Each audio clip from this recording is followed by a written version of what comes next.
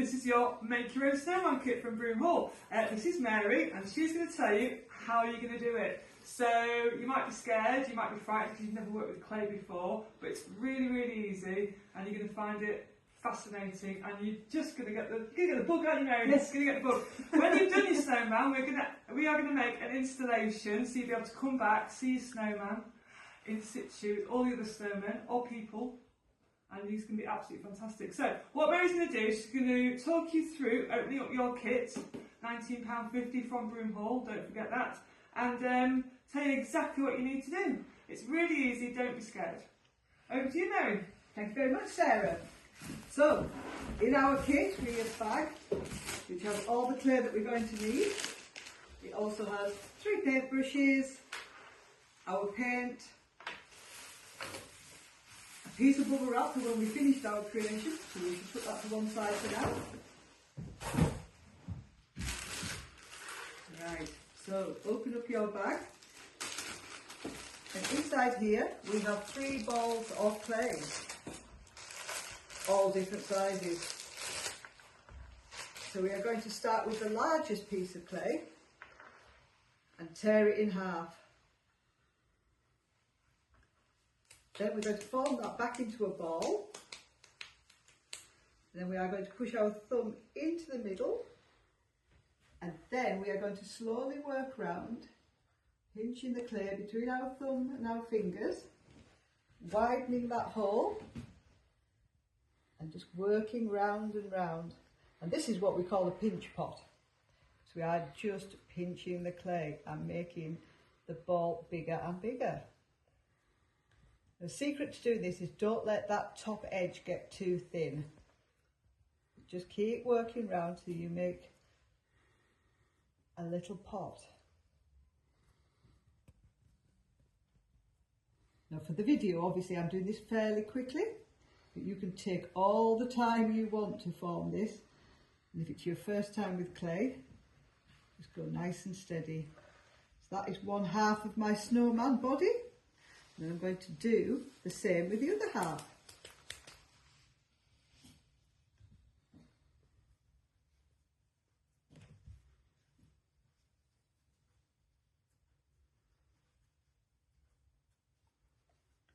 Like so.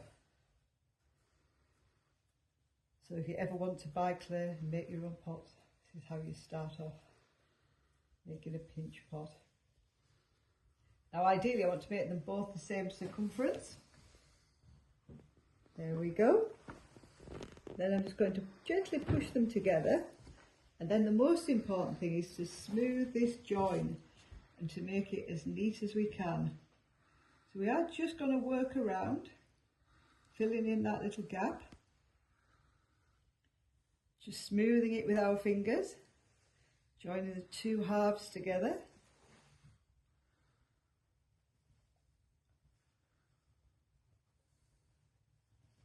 And we'll do it fairly roughly to start with, so we can always smooth it later. So once I get to this point, just make sure it's nice and round and keep sealing till we get a seal all the way around. Now at this point the air is trapped inside, which then makes it a lot easier to work with, and you can continue to smooth that and make it as perfect as you want it. Just make sure that is sealed all the way around. Now, clearly I've been making snowmen for many years, or not.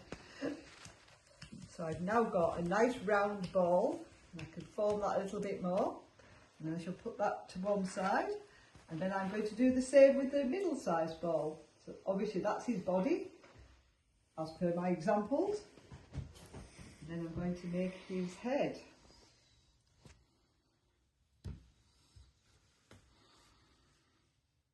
Swap thumbs if one gets tired.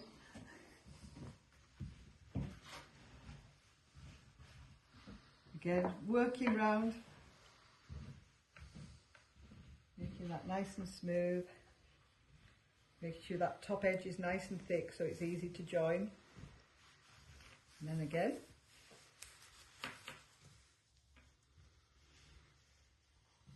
So I'm just speeding all of this up for the video, so you take as long as you want to perfect your snowman. There's no awards for speed. There we go. Push that together and then seal that up.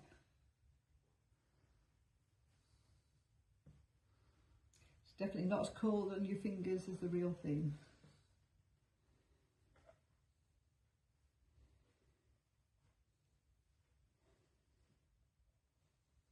That's it. Once I've got it sealed, I can smooth it. I'm not spending too much time on mine. Mine's going to be a very rustic snowman. Once I've got to that point, I'm going to take a fork. Now you'll all have the fork at home, so we haven't put that in the kit. And you just want to score the top of your snowman and the bottom of his head there. And ideally, you want to dip your fork into a little bit of water, just to add a little bit of water to that, just to create what we call a slip. So it's a slight bit of clay glue really, to put the two together, and place the head on and just give it a little twist and a wiggle and a little press down. Don't press too hard, because otherwise you'll end up with a very flat snowman. There we go. Now we get to the exciting bit, decorating our snowman. So the thing all snowmen have is a carrot nose. So I'm just going to roll that into a carroty shape.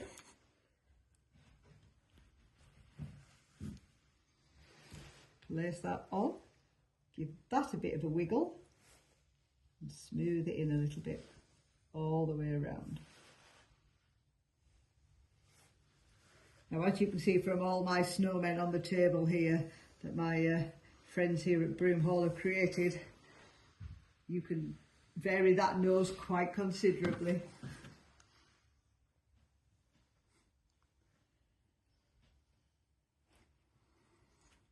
And next, of course, I'm going to roll two little balls of clay. They're going to be his eyes. So traditionally would be two pieces of coal. And then again, for his mouth features, you can either go traditional and do a row of dots, which were all pieces of coal for a mouth, or you can go really off-piste and give him a moustache and a smile and everything. Again, I'm going to go traditional, a little row of smaller balls, just to make his mouth. Brilliant. I'm going to ask a couple of questions while we're here and live. Why is your snowman grey and all the others are white? So this clay at this point looks grey, but once it's gone in the kiln up to 1200 degrees, the clay turns white when all the moisture is evaporated from it. So you will end up with a white snowman, even though you've got a grey snowman at this point. Now again, anybody who's ever made a snowman knows it always has buttons down the front. So make sure you press all of these appendages on quite firmly so that they stick to the clay underneath.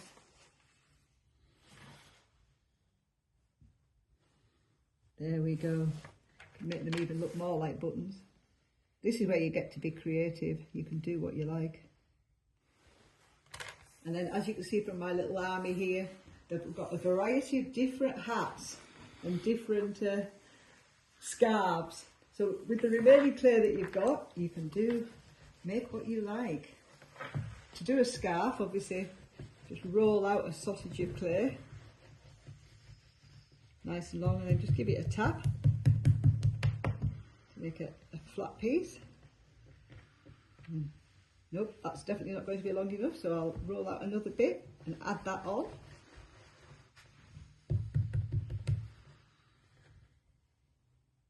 Anything you jointed together, just smooth it together. Give me a nice long scarf to go around this snowman's neck. Ooh, not quite.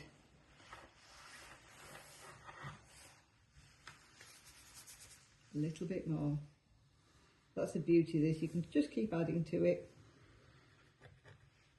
until we get something that's long enough. We'll just put that off to one side so we Don't cover up his buttons. Very jaunty. Ta-da! Well, this is it. It's a very dapper young man, this one. And then with what's left, I'm going to make a hat. I like the bobble hat option. So I'll take off a little bit to make the top of the bobble hat. And then again, I'm going to use the remaining clay, ideally to make just another little pinch pot, which will be my hat.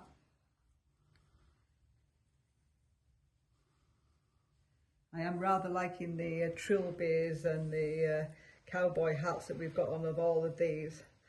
So if you can think of your own theme, that's even better. The bowler hats, top hats. Jester's hats. Jester's hats. Right. Does this look like a bobble hat? It does look like it. Won't when it's got its bobble on. It's a beanie, that's what that is. And again, place that on your snowman, give it a little press down. We'll put the little bobble on the top. I mean, we provide you with these paintbrushes, but you can also use them as tools. So if I press round, I can give it a border to my hat as well.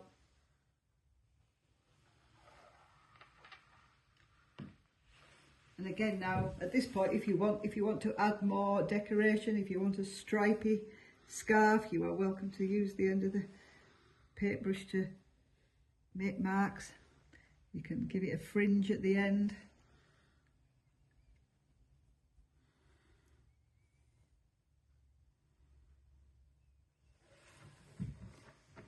If you're really dedicated, you do it all the way around the back, but most people will just see the front. And there we have our snowman. Ta-da! Ta-da! So we have also provided you with 3 little pots of glazed material. Don't eat or drink it. It is non-toxic. It is lead-free. The little pots are a little fiddly to open, so just be very careful. Keep them upright as you open them, so that you don't spill the paint. If you feel it's easier, you can cut each pot into separate little segments just by cutting that bit there.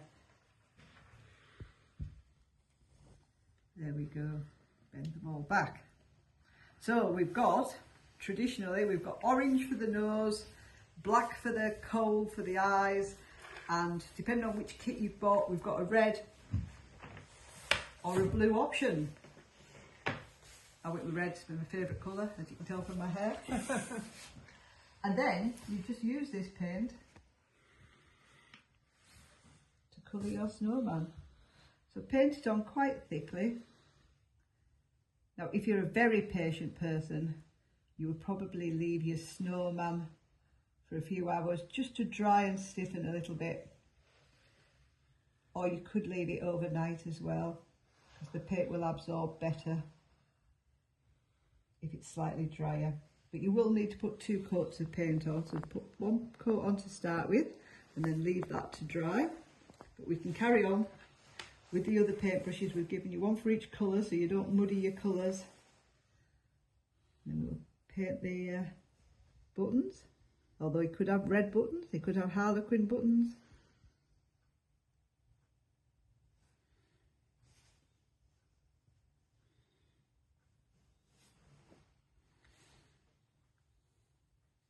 And again, even though the black looks very black, it'll be best to give it 2 coats once it's dried a little. Try and put on as much as you sort of can just to cover the areas. Right. Question is he a Man United supporter? Are we going to do the scarf black and red stripes? Yes, we are. Yes, we are. So although I think that you might feel daunted by the kit, it obviously is not too hard. It is quite a simple process. It's just about taking your time and not rushing it. Yeah, obviously for the video we have rushed it. Yeah. Because you don't want to spend 2 hours... Oh, wrong colour. You don't spend 2 hours watching me paint a snowman. And don't forget, these are yours to take home once the installation comes down forever, every Christmas. So make it the best snowman you can. And enjoy it. Enjoy the process. Right. You get the idea. I'm sure you don't want to watch me finish it. Brilliant. So once you've finished your snowman, let it dry, and then we're going to provide you with some bubble wrap, which is in the kit. So when, at the moment, he's still squidgy. When he stops being squidgy and feels more rigid, that's when you can wrap him up. does he change colour at all when he's dry? Yes, he'll go slightly greyer, Right. paler grey, Yeah. but he still won't be white until he's had his firing. Okay. Now don't be tempted to put him in your oven at home, because that's going to be nowhere near hot enough. We're going up to 1200 centigrade, so we actually melt the clay back to stone. And also don't be tempted to use any poster paints or anything that you've got at home for other colours, because these glazed materials have to go up to that temperature as well, and any household paint will just burn off and disappear. Once you have decorated your snowman, we then need to make some holes in him. This is so that the moisture inside the clay has somewhere to evaporate. Otherwise, when I put it in the kiln, it might explode. So we advise just using the paintbrush, push it all the way in, give it a good wiggle, and make a hole. And again, the same at the base. Don't forget to put your initials on the side. Yeah, I was just thinking that. Right, so we've wiggled that, made a decent sized hole. We are then going to take a paintbrush and write somewhere or anywhere you like your initials. I'm going with MIC for Mary something Chapelham. There we go. That's so we can identify them, because we're hoping to get hundreds of these made, so we need to know whose is whose. I mean, if you're feeling really brave, you could write your name all over the front as well. Brilliant. There we go. So once you've got your snowman, leave him to dry a little bit. How long would that take? 3 days? In a nice hot house, I would probably say 2 days will be long enough, just so he's stiff enough to pick up without your fingers sort of digging in. Once you've got your snowman, Pretend one. here's one I made earlier. We are just going to put the bubble wrap down, fold up the bubble wrap around him gently, nose upwards, because that's going to be the most vulnerable part. And we're going to lay him on his back in the box. Like so. And just gently put the lid on. I wouldn't push the lid down just in case you squash him. And then you're going to deliver this back to Brougham Hall. Within each box there is also going to be a label. The label will be on the box underneath,